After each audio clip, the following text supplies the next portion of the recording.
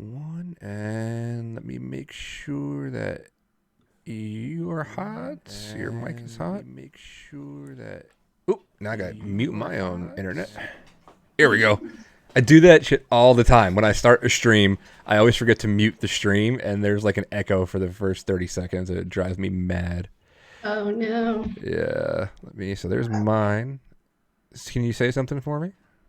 Test, test, test. Yes. Perfect. Hi, Nicole. Hi, how are you? Hi. Welcome to my little slice of the internet. Happy to be here. Oh my god, I'm so excited. Yeah, my stream is a little more sporadic than other people's. I just kind of do it whenever I have time or whenever I feel like it. Yeah. But I figured it would had been a little while, and you are hands down one of my absolute most favorite people to follow on Aw. Twitter. Yeah, no, you really are. You're just so damn smart and so damn charming. So I Thank figured you. so the reason that I do these streams is like not just to get name recognition and stuff and just for shits and giggles. I like to have it because I get a chance to meet so many like amazingly awesome people, some of the smartest hackers in the world, and I'm like, wouldn't it be cool if there was something I could do for posterity to have to be like, hey, if somebody asked a question, like say for instance, I do streams about DEF CON and stuff, because inevitably, right about now, people start asking questions. But I've never been to Vegas. What do I expect? Yes. Well, I have a stream for that. So, Oh, um, I I find you, love Vegas. yeah, I find you exceptionally interesting.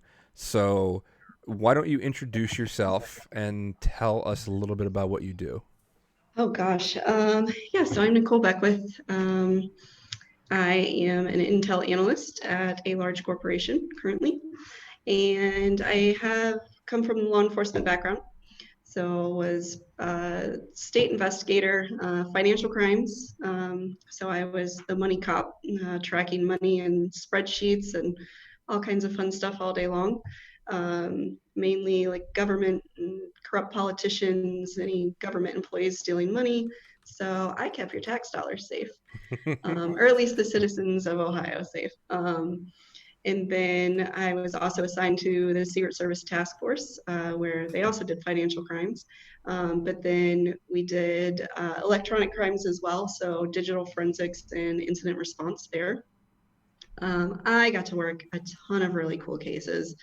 You name it, from skimmers to counterfeit operations to just anything you can think of that the Secret Service would touch. And then, the state as well. So anything financial related or computer crimes related, I got to play with. So I had a lot of fun there. How did you even? Because right now, if anybody is watching or listening, they're be like, "Wow, that sounds awesome. How do I get into that?" How did you find your like? How did you one day find yourself working with Secret Service and as a cop? Yeah, so I'm a big nerd. I've had computers since I was 12 years old. I'm gonna date myself a little bit here, but my first computer was a Tandy Cool. from Radio Shack. So I tore those apart, was, just a nerd for years, all through college. Went to college for graphic and web design and computer programming, and did that for a while. Really wanted to be a cop out of high school, and my dad was like, no, there's no daughter of mine is going to go be a police officer. So you're going to college. After college and my career took off and did a whole lot of stuff, one day I was sitting with a group of officers at a conference that I had to attend for the state for my position. And I told one of the sheriffs, I said, I've always wanted to be an officer. My dad just, forbid it. So I didn't go that route. And he looked at me and he said, well, what's stopping you? And I sat there, and that was kind of like a defining moment for me. And I thought, you know what? Dad can't tell me no anymore. I'm old enough now. So the next day, I contacted the local police academy and enrolled in the police academy. Went through that, which was oh, a holy terror. That was several months of a lot of boot camp esque, PT. You guys saw my taser video recently, which was horrifying. I missed it. I didn't see a taser video. Oh, you'll have to look at my Twitter. Yeah, so I posted my taser video from the academy, and it was not pretty. I decided to go first because I knew that if I saw everybody else scream, that I probably was going to chicken out. That's right. So I decided to do it first. And I thought, you know what? I got this. Like, this is nothing. I'm going to take this like a champ. No, I screamed like a girl. It was brutal. So, and we actually got shot with the probes, which is the worst part. So, I am willing to wager that I scream like more of a girl than you do. So don't worry. It's amazingly yeah, high pitched how high I can get. that's awesome. Yeah, so police academy, fast forward a little bit, and started doing the financial crimes. And with my computer background, I had a ton of officers that were asking questions like, hey, I have this, I really don't know what the heck an IP address is, or how I can trace it back, can you help? I said, sure. And I started working cases with some of the other local agencies around me and, would help them put their case together. They would take it to the feds or the Secret Service. And so Secret Service calls me up one day, and which is really unnerving to get that phone call. And they're like, hey, this is so-and-so from Secret Service. Who are you and what do you do? So I kind of, had to go meet with them and gave them my whole background on, being a computer nerd and why I knew all these things. And they said, awesome. How would you like to work with us? And we'll send you to training for free if you just help us out. And so they sent me to approximately 18 months worth of training in tropical Hoover, Alabama. Tourist destination that it is. Yes, that was a lot of fun. So yeah, and then I started working cases and did it up until about a year ago before I switched to the private sector. So loved it. So I have so many questions for you, and we don't have that much time today, but I'm gonna get to as many as I can. Yeah. By the way, one of the first comments in the chat is I was half expecting Danny to offer to be tased and scream like a girl for some charity. Now, that's an interesting thought, Narfi, because I was actually thinking about that just now. What has to happen for that to happen? Like, could I find a cop somewhere and say, hey, bro, it's okay to tase me? Or will they not do that as like a matter of... Yeah, no, we will not do that just because of the fact that it is dangerous. If you have a precondition or pre-existing heart condition or some other health condition that, God forbid, would, make you either die, pass out, something else. Sure. When we get tased, they have EMS on site for us. So I'm sure as a matter of charity, like we could set that up, but you would have to sign a lot of waivers. They would have EMS standing by. So yeah. Can I be tased by you? I am not certified to tase people. To be an instructor, at least, I am certified for a taser, but just not to instruct and do the actual tasing like that. So there's got to be a way we can pull this off in Vegas. Like, we could pull this off at DEF CON. I think I need to tase you. We need to figure this out. All right, well, that's going to be a thing now, because now, as long as Narfi knows that I said something, like it's going to be, he'll have posters made up by tomorrow. Awesome. All right. And well, we can raise a lot of money and we'll figure it out. My lieutenant right now, because I still am an officer, my lieutenant right now is actually the person who tased me. So I'll have to figure out something with him, see what we can work out. Does he bring it up to you? Like, do you still talk to him and say, hey, oh, yeah, I'll do it again, yep. God damn it? Yep. He's like, hey, if you don't, watch your P's and Q's, I'm going to come up behind you and say taser, taser, taser, which is like the most frightening 3 words you can hear. Oh, is that what they yell before they hit you?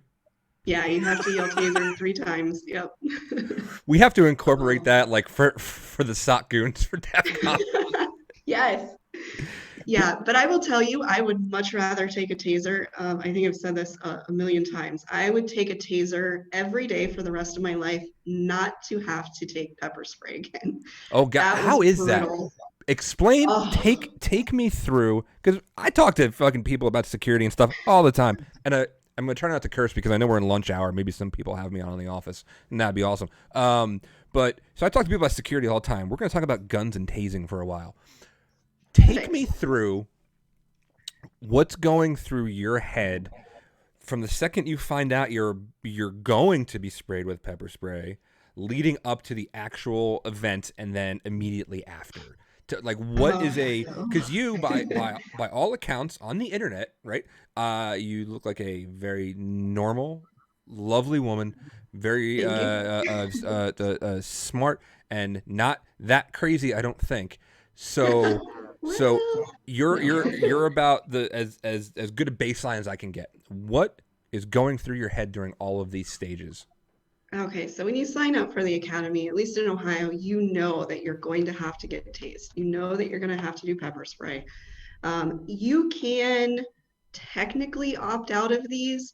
However, if you do that, you are going to be ridiculed by your academy mates for the rest of, the academy and then afterwards because you have to deal with all these people. So that's just not an option. So I knew I was going to have to do it.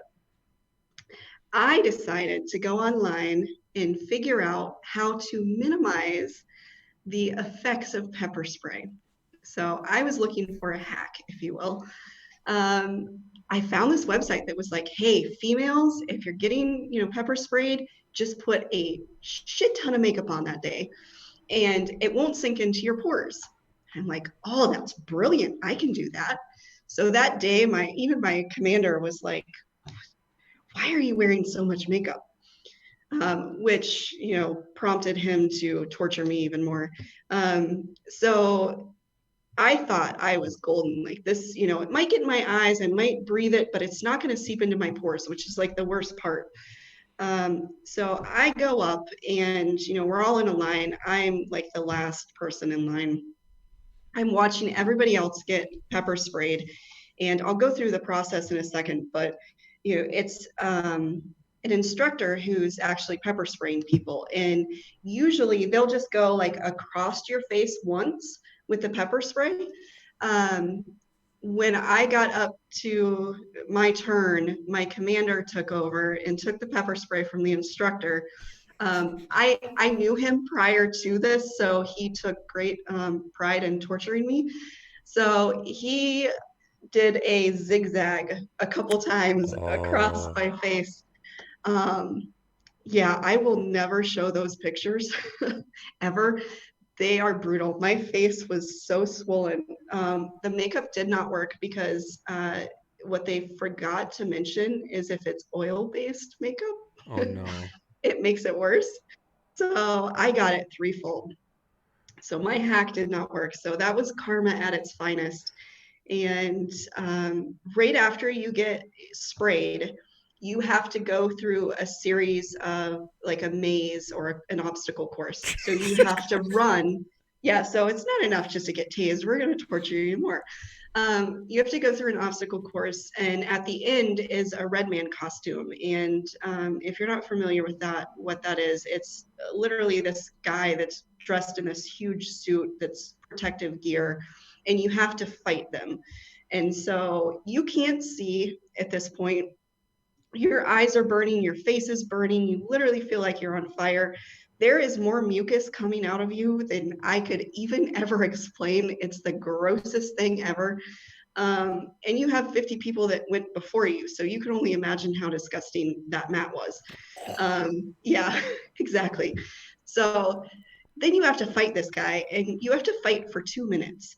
After you fight, which is a long time in a fight, so you're fighting this guy, grappling, you're on the floor, you just going at it. And the concept is to train you to be able to fight through that pain. um, it's horrifying. And so after all of that, you get to go out and you get to take a hose to your face and try and wash this out. Um, it doesn't work. There's nothing that makes this go away other than time and fresh air. And so we would stand in front of fans. At the time that I did it, there was snow on the ground, so people were just burying their Sticking their face in face under snow snow piles. like a Bugs Bunny cartoon. Yes, exactly. Yeah, it was horrible, I horrible time. so when you initially said that there's you have to fight a red man, I was like, what does Wu-Tang have to do with this? Can you imagine having to get tasered? We should do this at DEF CON. Get tasered or pepper sprayed, and at the end of the thing, you have to fight 3 members of Wu-Tang Clan. Oh my gosh. Yeah. Does No. like so this is going to be nothing like your experience, but does anything like nothing neutral? So like Milk. as I was about to say, Yeah. so I did a 24-hour stream here for charity for the whole men's cancer thing back in Yeah. November, and somebody had the bright idea, and they raised $1,000 in 5 minutes for me to do this. It Oh. was take like different kinds of peppers, like ghost peppers or habanero or whatever it was, and Mhm. they said whatever you do, go downstairs and get some milk and some bread. And I was like, I'm not. What am I gonna make a fucking sandwich right now? But yeah, the milk. Thank God I had the milk. So like, can you pour like milk on your face and have it be better? I poured a whole gallon into this huge bowl and just stuck my face in it. Oh, It was awful when I got home, and then I had a towel and just put it over my face the rest of the day. And I took pictures periodically to show like how swollen and red down to like the next day it was still swollen. It was so bad. there are I hear sites on the internet that pay subscriptions for videos like that. So Oh, I'm sure. I'm thinking I could start one. That's Yeah. that's pepper spray. Yeah. What does it feel like to be tased? And I put it up in a couple seconds ago, but I'm going to do it again. I had put up the video of you getting tased on stream just a few minutes Yeah. ago, and actually I'm going to play it right now. Oh Uh, gosh, turn the volume down because I scream pretty loud. well, no. I was about to say I have to turn the volume up. So give me 1 second. Oh, Let me jeez. just expand this, and we're going to turn the volume up. Here we go.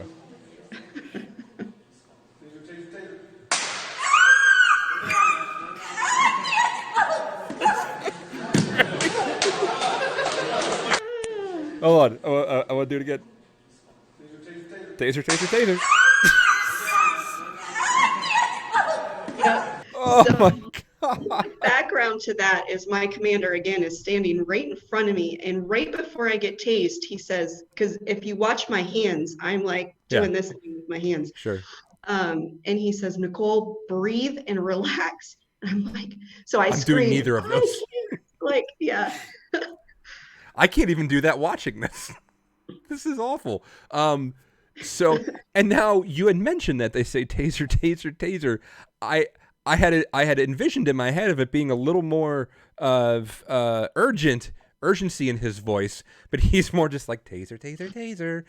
Oh, he's having a blast. He loves what he's doing right there. Yeah. I imagine. So what does that? Because you tense immediately, but Yeah, if you watch my knees, you can see the moment where the electricity is still going through me, and then all of a sudden it stops. So the worst part is the probes penetrating you because they're like little barbs. So they look like this. yeah. And it's like little fish hook barbs. And so they penetrate, and they're decent size and length. And so they go pretty deep. Um, and if you can imagine, it's like getting shot, but without the bullet going through you. So I mean, you feel that punch with two probes. Um, so that's probably the worst part of everything. And then you feel the electricity go through you, but it's not painful. It just incapacitates you. Okay. So your muscles just seize up. Some people can scream like I did. Some people try to scream, but Oh, it I'll affects scream their like. vocal cords, so they can't. So you just get this weird, like, but nothing's coming out, which is really funny. And So then after the couple seconds, you're good. It doesn't hurt. You're completely back to normal. So, by the way, I'm not sure if you're watching Twitch right now, but I just have the video playing next to you, the video you're talking right now, just so we could go to the play by play. What is your opinion? And this it ties into hacker culture. Big culture of guns within the hacker community. I'm getting my first one soon. Yeah. I'm jumping on board. I was on Reddit the other day, and I've always wanted to actually speak with an actual law enforcement officer about this. You get a lot of keyboard quarterbacks when you see body cam videos posted online of shooting incidents, something happened, and of course, immediately one of the comments is, "Oh, you had to go shoot him in the chest. You couldn't just tase him." Yeah. Tell us how dumb that statement is. It's so frustrating to us. As an officer, your whole goal is to bring people home safe. You don't want to go shoot somebody. You don't want to have to kill somebody. You don't want to have to injure anybody. You want everybody to go home safe at night.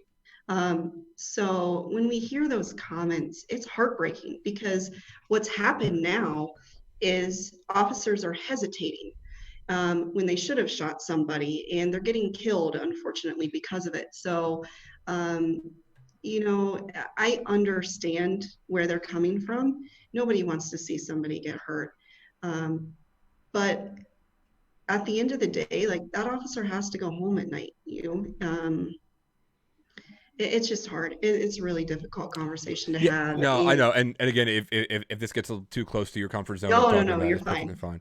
No, Um, it's fine. the particular video that I saw, it was on one of the subreddits like Justice Served or something, and it goes. You can only imagine how quickly it went in the officer's head, let alone the person watching it online. It was some kind of domestic dispute, and he saw the guy and he was going after him. The guy was starting to jump over a fence, and all of a sudden, this dude who's like 6'3", obviously very well built, not in quite his right mind, and he starts coming toward the officer, going, "Kill me, kill me, kill me," Yeah. and then the conversation we just had about tasers, not super effective going through thick flannel shirts, are they? No, it depends on what they're wearing, and yeah, and some people, if they're hyped up enough, it's not even going to affect them. Right. There was another video right after that of somebody getting tased in the airport, and this guy got hit from two different sides, and he's on the ground, and 2 seconds later, somebody says he's going for the cop's gun. That's horrifying. Yeah, So just to see so it's not always this, and I'm not, I don't own like AR, like I'm not, I'm not a card carrying member of NRA, or so I don't have a horse in this yeah, race, but it's much like in security and much like in our industry, there are these just whole wide shade of gray. It's like nothing is black and white. yeah, it is, and it's hard to make that split-second decision. So one of the things in the police academy that they would do is they would have somebody with a weapon, and you would play out that scenario. And the whole purpose was to train you that, they can pull a gun faster than you can pull yours because they know they're going to pull theirs. And your reaction time to that, you're already shot. And that is an awful feeling because they use either sim rounds, paintball, airsoft. There's all kinds of things they use in the academy. But to get shot and to feel that and to know, like, hey, if that was a real gun, I would be dead right now. It is just an awful emotion to go through. So it's hard. It's hard on the street. You have to make those split-second decisions. I mean, I've been in all sorts of positions where I've had to draw my weapon. It's not a something we want to do. I don't want to have to, pull my weapon any day. Um, but unfortunately, that's a sad truth nowadays. So it's hard. I sympathize with both sides. I understand both Absolutely. sides. And yeah, it's just I don't want any officer to get killed. I don't want anybody to get killed. I don't want the bad guy to get killed. That's not the goal. But yeah. So have you decided what kind of firearm you're going to buy? Yes, actually, I believe it's the H&K VP 9SK. I think that's what it is. Which H&K is good. Yeah. yes, thank you to my buddy Cripsis, who is in one of my Slack rooms, and he was like, "This is the one you want." Um, no, so like the other week, I took a day off and I just went to the range, and I was like, I'm gonna try. I tried a Glock. I tried a Sig Sauer or something or other, and I got the H&K, and I was like, oh, I like the H&K. but it's I was scared of them for a very long time, but I would rather have it than not. And I think it's great, and people get really into it and they get really excited and they're willing to teach you all of these things. And Yeah. I think it's an interesting skill to have, and it gives. Hopefully, I only ever use it on the range, right? Hopefully, I just ever Yeah. just to knock down targets and say, "Yay!" It's like Duck Hunt, but with real bullets. Yes. Um, Exactly. So, but yes, that is what I decided. Have you ever been shot? I have not been shot. Yeah. No. So My, like, so they don't go through. And I imagine the answer to this is common sense, but bear with me because you're talking to me. yeah. I imagine they don't go through and be like, "We're gonna put a vest on you and actually shoot you, so you know what it feels like." No. No, okay. No. Because I've always been curious about what it felt like. Yeah, so basically think of somebody dropping a brick on you from a 20-story, building. Really? Um, yeah, you're with a vest on, it's just going to leave a huge bruise. You're still going to feel the impact. Mm-hmm. It's this much of a vest that's stopping, bullet at, the velocity that it's traveling at is just crazy. So it still hurts. It can still break ribs. It can still penetrate the skin, just not all the way through. So, How and that's if you has have a good vest. Yeah. No, yeah, I'm not going to be like, hey, just try to shoot me in the shoulder. No vest, YOLO. No, I've always been curious about it. Yeah. So coming from that, and those are all amazing stories, and I imagine just the tip of the iceberg. Oh, Uh, yeah. FYI, Nicole is going to be doing an interview with Jack Resider, and I just want to say, nah, got her first. So I'm trying to get in all the good questions, even though Zach has, or not Zach, Jack has 60 million watchers, and I've got Narfi in the chat. So perspective. How Right. what lessons have you carried with you from your law enforcement background into Gosh. security? Like, how has that colored your worldview when it comes to doing work in security? Oh man, that's a great question. You know, there's a whole lot that I think is similar between both careers. At the end of the day, you're protecting something. So here I'm protecting the company and the IP. Out on the street, you're protecting the citizens. You have your tools, you have your skill set, and you have to continuously train in both arenas. So, if I sit here and I don't continue to learn to keep up with, new tools, new processes, new adversaries, I'm going to become irrelevant really fast. So, and the same in law enforcement, you have to continuously train and keep up with, the new methods of attacks and skills that the bad guys have. So that would be, I guess, the number one thing that I've taken, with both is it doesn't matter what career you're in, you always have to continue learning. And so never stop doing that. When you were in law enforcement, and by the way, are you still in, like, do you badge carrying, like? I am. So I went a year. When you leave law enforcement here in Ohio, you have a year before you will have to go through the academy to a certain extent again to be able to be law enforcement. And I made it right up until like a week before that year was up. And I did some really deep thinking, and I couldn't give it up. It's really hard. So I was sworn back in a couple months ago. I'm just a volunteer officer, and basically I help out the detective section at the agency that I'm with. And I also go around and I continue to train local law enforcement on how to respond to cybercrime, how to gather evidence and not destroy it. And just the process with all of that. So I still have the bug. I still need to get out there and do that every once in a while. So yeah. So you said something just then that was really interesting, because and I remember when I first got into security, I worked for a SOC for the Food and Drug Administration, and when it came to investigations, like the IR people would come in, and there was always a big discussion on gathering evidence, yes, and not destroying it. What for you training, and I'll use the word civilians here just from to separate people who aren't hackers and not security. What what's maybe the most common, like, oh shit, I didn't know that was a thing that that people tell you about not destroying evidence, like don't unplug the thing or whatever. Yeah. So my biggest rub when I was in it and I would have officers come to me was, I get the officer that would walk in my office and say, "Hey, Nicole, like I got this phone. Um, I looked through it real fast. Didn't really see anything, but can you look at it?" And I would say, "Okay, let me see the phone. Sit down." And this pissed a lot of people off, but I would start asking them questions. All right, what's a bit or a byte? What's UTC code or UTC time? You just questions like that the normal officer isn't going to be able to answer. And they would be like, "Well, I don't know, that's your job." And I said, "No, you just destroyed evidence. You just examined a phone without being an examiner.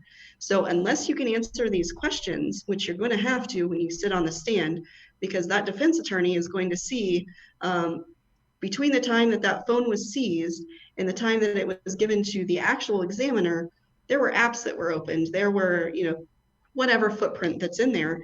And I can't, as an examiner, explain that. So you're going to have to explain it. You're going to have to explain what you did, why you did it, and how it didn't destroy evidence or you didn't plant evidence.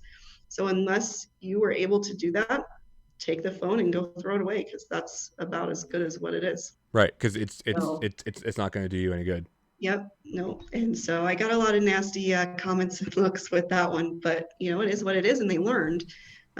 So yeah, it's you everything you do is destroying evidence. And when I teach cops, I say, if you're at a homicide and you have blood all over the scene, you have all kinds of evidence that you're taping off, you're roping off, you're taking pictures of all of this. What if I was to go just walk through your scene, kick stuff around, trample through the blood? I know that's kind of a gory example, Yeah, but what would you say to me? Oh, I'd be pissed. Well, yeah, that's exactly what you're doing welcome to to. my world. Yeah. So then that kind of makes them think a little bit and makes them understand that digital evidence still has footprints, still has fingerprint on it, and every time you click or touch something, you're altering that data. So that seems to sit well with them after I explain it. Right. So do you think that that initial, like, being bitchy towards you is just because they think that because they've been in this doing this for so long, everything should be the same, and that now that's not necessarily true. So it's they Yeah. maybe they're reticent to not learn something new, or they just don't know and they think they know everything. Well, I think the environment is changing. So I think before they could get away with that because defense attorneys, the courts, nobody really understood digital evidence like we do now. Um, and so a defense attorney would just say, "Oh, here's this, big report. I see it has the evidence on it. I'm just going to take that as my client's guilty, and I'm not going to question that." Now, however, we have defense attorneys and whole teams that are dedicated to countering forensic examiners' data.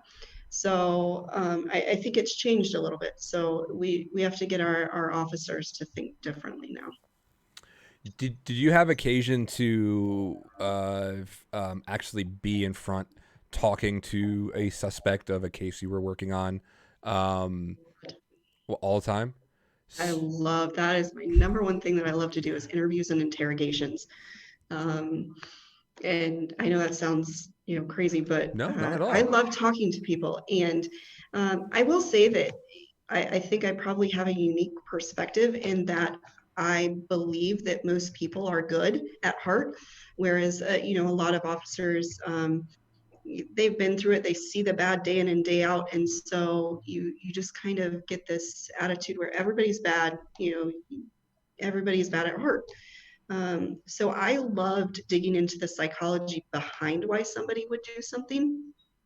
I've taken several courses on behavioral psychology and body language and voice inflection, and short of being a certified lie detector, um, I took everything I could just to understand the background there. And so I went at interviews a lot differently. One, I'm not a very intimidating person. So me coming in and trying to look mean and tough, and that's just not going to I'm work. very angry with you. I tried one time, and the guy lied to me, and I slammed my hand on the table and I said, "You're lying." And you were like, And ow, my my partner, hand. who was sitting next to me, was like, "What are you doing?"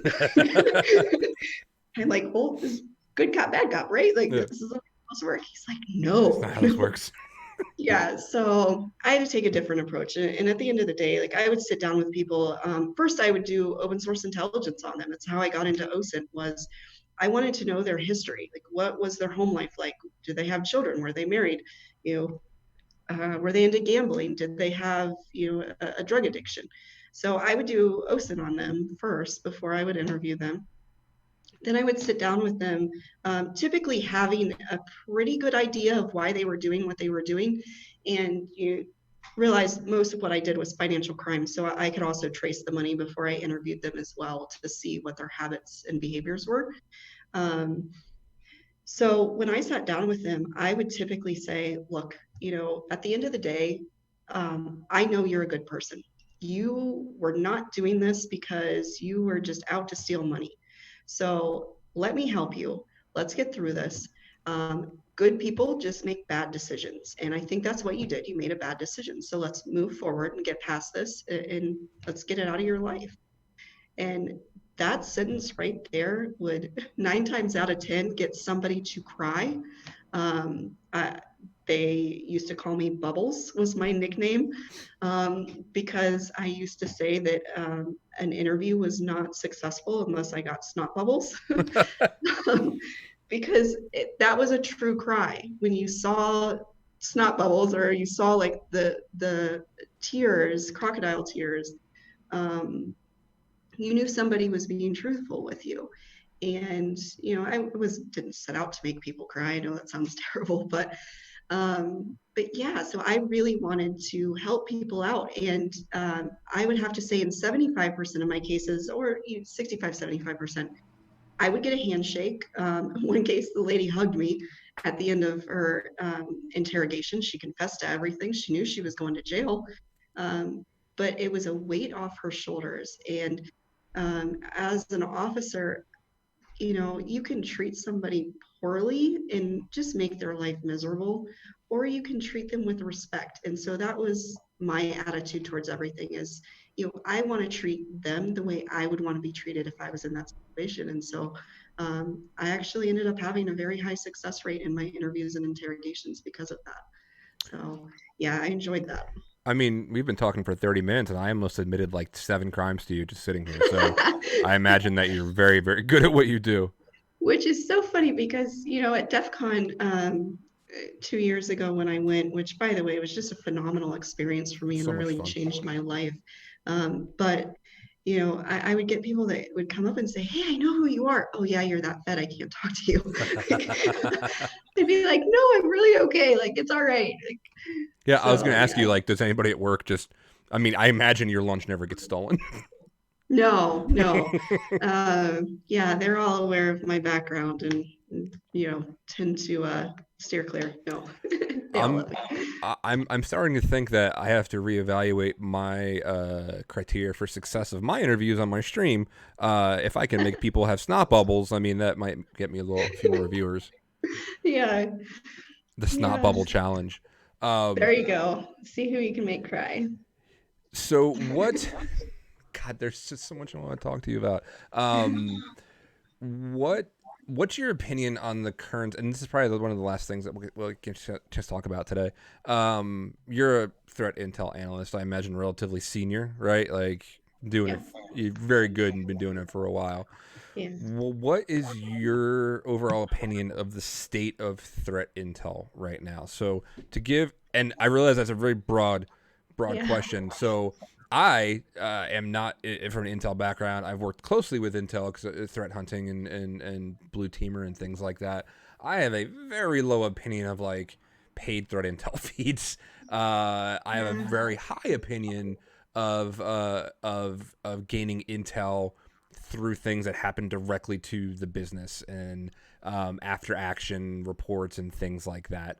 Yeah. What's your current take on the state of threat intel within the industry?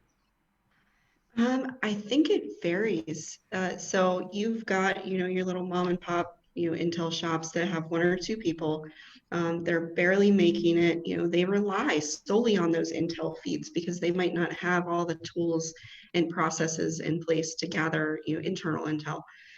So I understand that, and I think there's a place for those feeds. It definitely helps, but you also have to vet those feeds. Like you have to understand who your good research groups are, who's an awful group that the fidelity on their intel is just awful. Ooh, Um, who sucks the most? Can you tell us that? I can't say that. Come on, talk a little shit. Yeah, I can't say that. That would That's be horrible. fine. Yeah, Just thought I'd try to I catch you know. with that one. Like, oh, so and so. God, they're awful.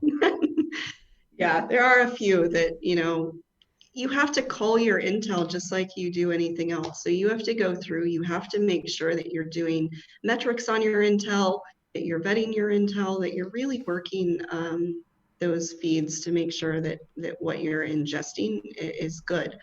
So, and then of course, internal intel is always golden. So, um, yeah, I just think that so many people out there rely solely on tools like VirusTotal and Hmm. the malware that they're seeing, and they don't think about all the other stuff, so that their scope is too limited. You need to think a little bit bigger. What's something right now, or something that people can start planning right now? Like, say you're a shop and you you have a relatively lot of employees, maybe between 1 and 5,000 employees, but your security department is like 3 people, and yet they have to, and maybe you're a small financial institution. Um, what are maybe your top 1, 2, or 3 things that people can do to at least have some kind of intel capability where they can focus their scope and saying we're not going to worry about paying for these feeds or calling through all this stuff. What's something that could instantly go from having no intel capability to at least something, and something Um, worthwhile? Something worthwhile. Do threat hunting on your own environment. You know, um, go through and act like a red teamer. I mean, I know we call it purple teaming sometimes, but go through and look at what somebody can find from the outside. Um, from an intelligence perspective, you're going to find a lot of stuff that I think you're probably not aware that's out there. And then also, those feeds are great, but you really have to look at your network traffic. Have to look at the emails that your employees are receiving. Really start looking at trends, and if you can start building out your own groups. So if you're seeing a group that is solely targeting your financial sector, or your sales department, or manufacturing, you can really start honing in on those specific indicators and building out your own groups to track. And so that's relatively easy. It's something simple that you can do if you're just paying attention to your own environment. Awesome. Yeah, I always like to at least leave off with something actionable, like whether I'm writing a blog or doing a talk or whatever. Cool, this was all a lot of fun. What the hell can I do with all Yes. this? Um, so as we're getting ready to leave, because God, this I could talk to you for hours, and I hope I get to talk to you again. Yeah, Um, absolutely. one final question: Okay. would you rather fight 100 duck-sized pepper sprays or one horse-sized taser? Horse-sized taser, Yeah, hands down. Yep.